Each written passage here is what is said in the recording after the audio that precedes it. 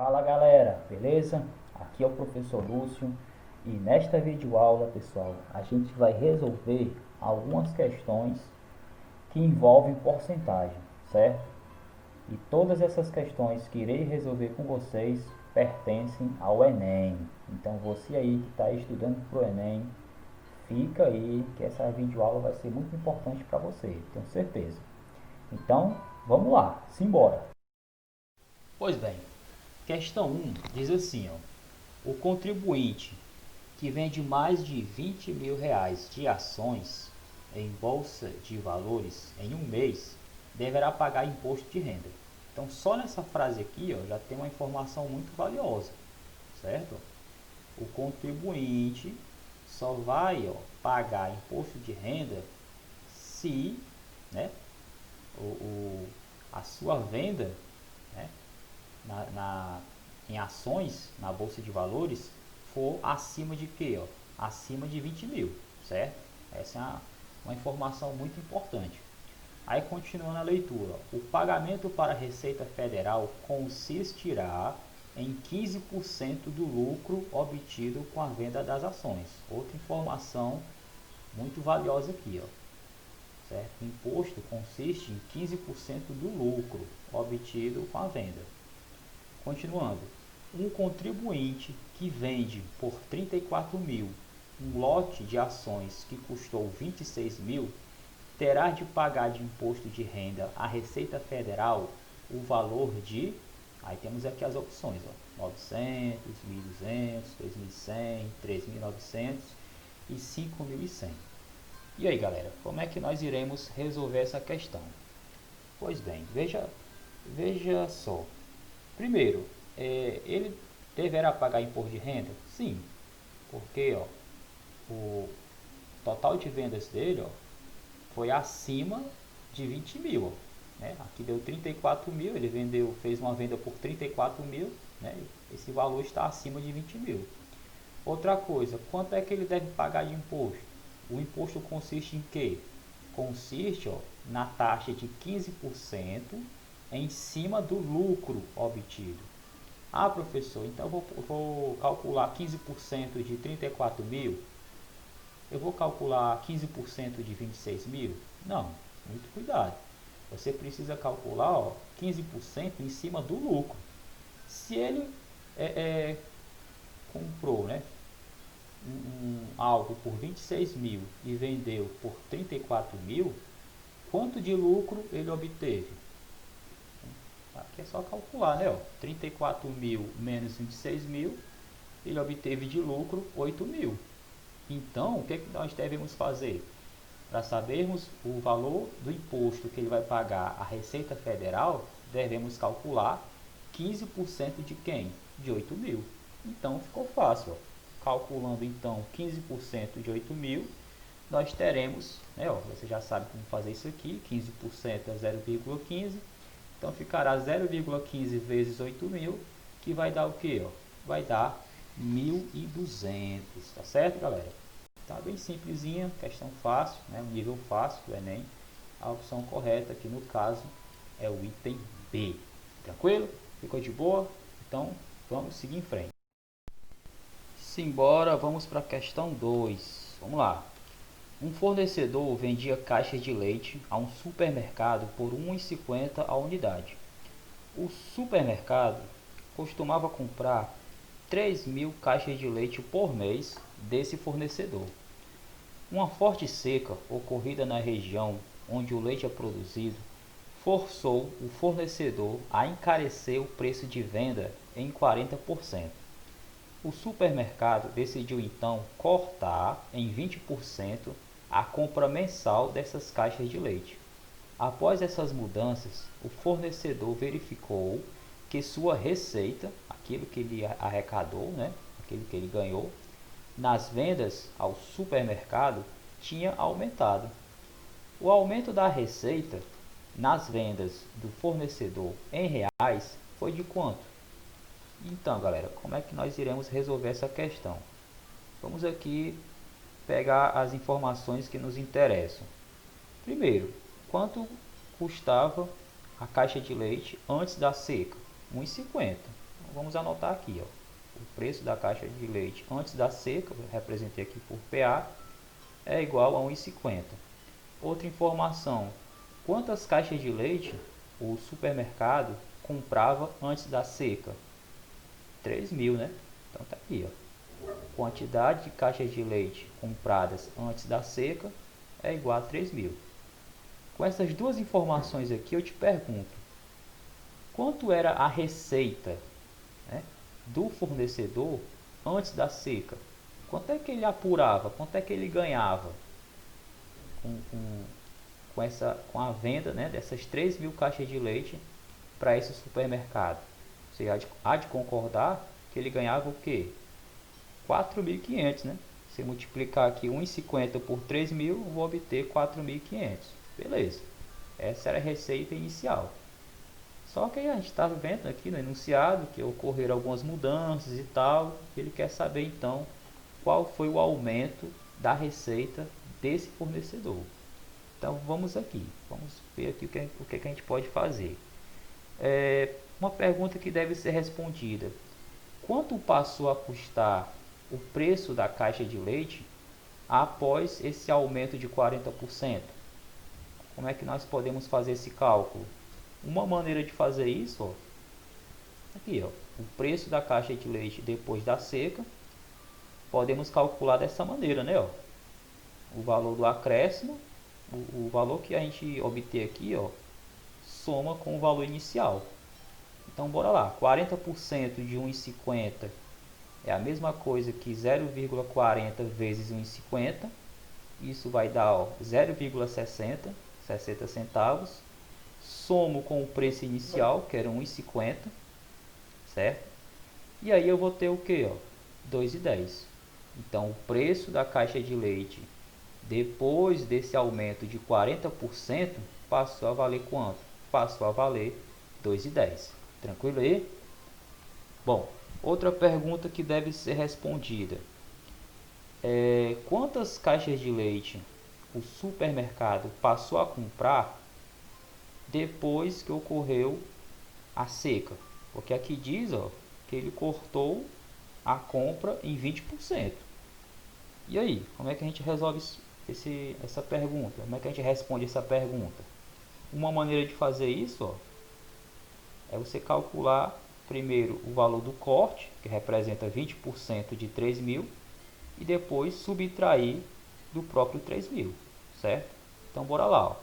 20% de 3.000 é a mesma coisa que 0,20 vezes 3.000. Calculando essa multiplicação, vou obter 600, ó. E aí eu retiro, né, subtraio de 3.000, e aí nós teremos, ó, 2.400, certo? Então isso aqui é a quantidade de caixas de leite que o supermercado passou a comprar depois que houve a seca. Tranquilo? Outra pergunta: então quanto passou a arrecadar, né, o fornecedor? Quanto passou a ser a receita do fornecedor após essas mudanças aqui, ó? Então, você há de concordar que eu preciso agora multiplicar o novo preço da caixa de leite pela quantidade de caixas que são vendidas. Então, fazendo essa multiplicação, ó, 2,10 por 2.400, eu vou obter 5.040. Tranquilo? Agora, a gente pode, né, responder a pergunta que foi feita no enunciado. O aumento da receita passou a ser quanto? Então, basta calcular aqui, ó, uma subtração. Calcular a diferença, 5.040 menos 4.500, isso vai dar o quê? 540. Tranquilo, galera? Essa é a resposta dessa questão. Ou seja, o item correto é o item A. Mais uma questão que nós precisamos, né, que vocês perceberam, que a gente teve que ler, interpretar, retirar as informações que são valiosas, que são necessárias para a construção do raciocínio, para que finalmente a gente possa chegar na conclusão. Tranquilo? Entenderam aí? De boa? Então, vamos em frente. Questão 3, galera. Nós temos o seguinte, ó. Para aumentar as vendas no início do ano, uma loja de departamentos remarcou os preços de seus produtos 20% abaixo do preço original. Quando chegam ao caixa, os clientes que possuem o cartão Fidelidade da loja têm direito a um desconto adicional de 10% sobre o valor total de suas compras. Um cliente deseja comprar um produto que custava R$ 50 antes da remarcação de preços. Ele não possui o cartão Fidelidade da loja. Caso esse cliente possuísse o cartão Fidelidade da loja, a economia adicional que obteria ao efetuar a compra em reais seria de quanto? Pois bem, pessoal, vamos imaginar o seguinte, você não tem o cartão Fidelidade, mas você foi a essa loja comprar esse produto que anteriormente custava R$ 50. Chegando lá, você viu que a loja, tinha colocado aí uma promoção, que todos os preços de todos os produtos estavam abaixo, 20% abaixo do preço original. E aí aquele seu produto que custava R$ 50 estava 20% mais barato. E aí, quanto você vai pagar por esse produto, sabendo que você não tem o cartão Fidelidade?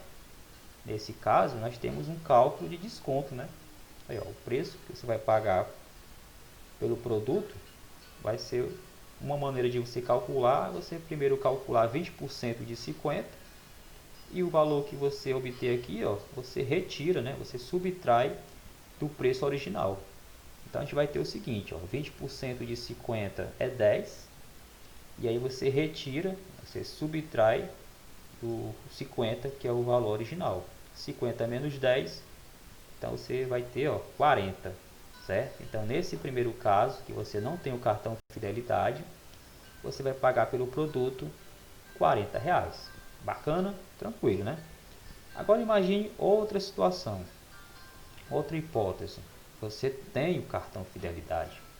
Se você tem o cartão Fidelidade, então quanto é que você pagaria por esse produto?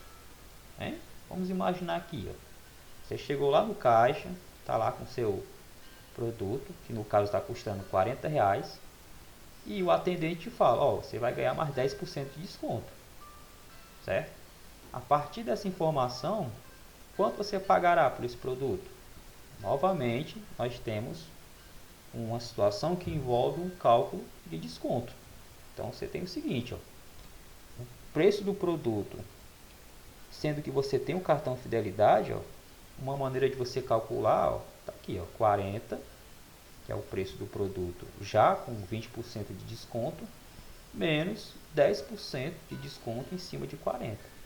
10% de 40 é 4, retiro, subtraio aqui o 4 do 40 e obtenho 36.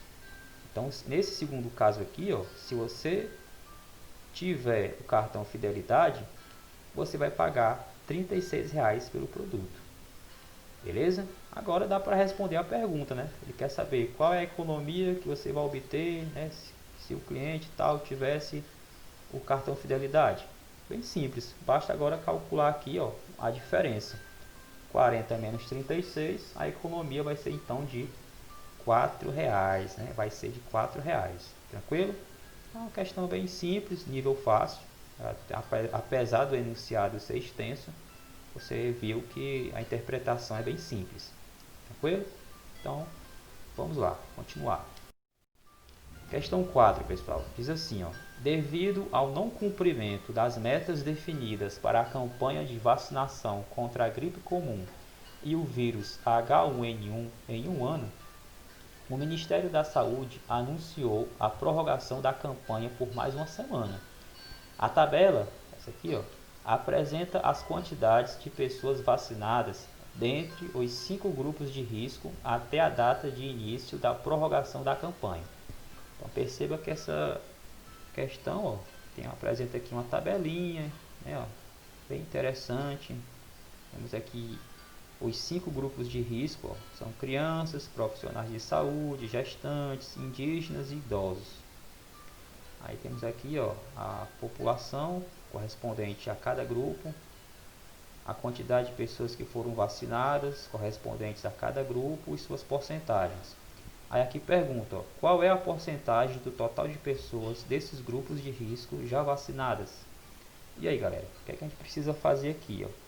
A gente sabe, uma maneira de você responder essa questão é você calcular primeiro a relação, né? A razão entre o número de pessoas que já foram vacinadas em comparação com o número total de pessoas que fazem parte, ó, desses 5 grupos de risco aqui, certo? Então vamos calcular aqui primeiro quem? Vamos calcular aqui o número de pessoas que já foram vacinadas. Então você precisa somar 0,9 com 1, 1,5, 0,4 e 8,2. Fazendo essa soma, ó, você vai ter 12, certo? Tudo isso em milhão. Então 12 milhões de pessoas já foram vacinadas. Agora, qual o total, né, o número total de pessoas que fazem parte desses 5 grupos de risco? Então você precisa somar, ó, todos esses valores aqui, ó. Realizando essa soma, você vai ter 4,5 mais 2, mais 2,5, mais 0,5, mais 20,5, você vai ter 30 milhões de pessoas, certo? Então é muito importante você refletir, ó, que numa questão que envolve tabelas, gráficos, é muito importante estar atento, né? Não deixar escapar nenhuma informação que ela pode ser muito importante na resolução da questão, certo? Beleza, agora que eu tenho essas informações aqui, eu pergunto, qual é a razão, né? Qual é a relação entre o número de pessoas vacinadas e o número total de pessoas? A razão é essa daqui, ó. 12 está para 30. Né? A cada 30 pessoas, nesse total de pessoas aqui, ó, 12 pessoas já estão vacinadas contra a gripe comum e o vírus H1N1. Só que ele quer a resposta, ó, em porcentagem. Existem, né, algumas maneiras de você fazer isso. Você pode simplesmente dividir o de cima pelo de baixo e multiplicar por 100. Pode montar uma regra de 3. Ou também eu vou fazer o seguinte, ó, eu vou fazer com que esse denominador aqui, ó, se torne 100. Porque a gente sabe que porcentagem é uma razão onde o denominador é 100. Então, uma maneira de fazer isso, ó, primeiro eu vou dividir em cima e embaixo por quem? Por 3. Ao fazer isso, eu vou ter o que? A razão 4 está para 10. E agora eu faço o que? Multiplico em cima e embaixo por 10. Ó. 4 vezes 10, 40. 10 vezes 10, 100. Aí eu tenho a razão 40 sobre 100. E 40 sobre 100 equivale ao que? Equivale a 40%. Beleza? Então, uma questãozinha, na minha opinião, também bem simples, certo? Bastava você ter atenção nas informações da tabela, tá certo? Não tem muito segredo aqui não. Vamos para outra questão. Quinta e última questão dessa videoaula. O que é que nós temos aqui? Ó? O censo demográfico. O censo demográfico é um levantamento estatístico que permite a coleta de várias informações. A tabela apresenta os dados obtidos pelo Censo Demográfico Brasileiro nos anos de 1940 e 2000, referentes à concentração da população total na capital e no interior, nas 5 grandes regiões. Então você tem mais uma vez uma tabela que você pode ver, né? Pode testemunhar que tem vários números, números que representam grandes quantidades e tal, mas não fique desesperado. Toda essa tabela aqui a gente só vai precisar de algumas informações. Por quê? O que é que ele pede aqui? O valor mais próximo do percentual que descreve o aumento da população nas capitais da região Nordeste é. Então vamos focar no que realmente interessa. Primeiro ele fala em região Nordeste. Então não vou me preocupar com a primeira linha, região Norte, nem com Sudeste, nem com Sul, nem com Centro-Oeste. Só o que me interessa é essa linha aqui. E outra coisa, quais colunas me interessam? Somente aquelas que são referentes a quem? As capitais da região Nordeste. Então não me interessa a população total, não me interessa a população do interior, somente a população que mora, que correspondem às capitais da região Nordeste nos anos de 1940, tá, essa coluna aqui, ó, e no ano 2000. Então, essas duas informações aqui são as que me interessam, tá certo? Aí o que ele quer da gente, ó? O aumento percentual. Aqui as alternativas todas estão em porcentagem. E aí, professor, como é que nós iremos realizar essa façanha, né? Como é que a gente vai resolver essa questão aí? Tem várias maneiras. Uma delas é você montar uma regrinha de 3. Que é o seguinte, ó. Se eu te perguntar, galera, qual foi o aumento numérico, né, da população das capitais da região Nordeste entre os anos 1940 e 2000? Se a pergunta fosse só essa, o valor numérico, o valor absoluto, você simplesmente calcularia o que? A subtração, né? A diferença. Em valores absolutos, ó, valores numéricos, nós temos que a resposta seria essa daqui, ó, 8.891.617. Mas como a gente já sabe, ele não quer o aumento absoluto, né, em valores numéricos. A gente quer o valor em valores percentuais, ó, a resposta em aumento percentual. Então a gente pode pensar isso aqui na seguinte regra de 3. Ó. Imagine a população de 1940, né, no caso ele é a total daquele ano, então ele representa 100%. E esse aumento aqui, ó, essa diferença de 2000 para 1940, que é de 8.891.617, representa então o aumento percentual. Se eu achar esse valor de x aqui, ó, eu consequentemente mato a charada, consigo responder adequadamente essa questão. Então a grande sacada é essa, ó. Primeiro eu calculo aqui a diferença em valores absolutos e depois eu monto aqui a minha regra de 3, certo? Essa é uma das maneiras de você resolver essa questão.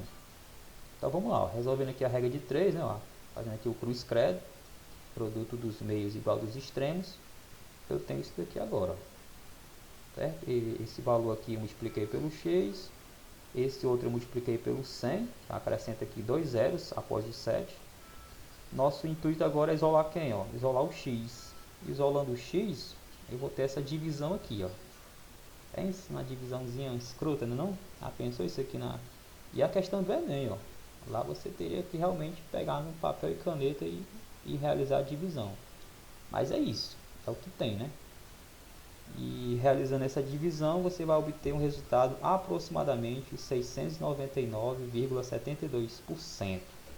Esse resultado aqui, pessoal, ele é mais próximo de quem?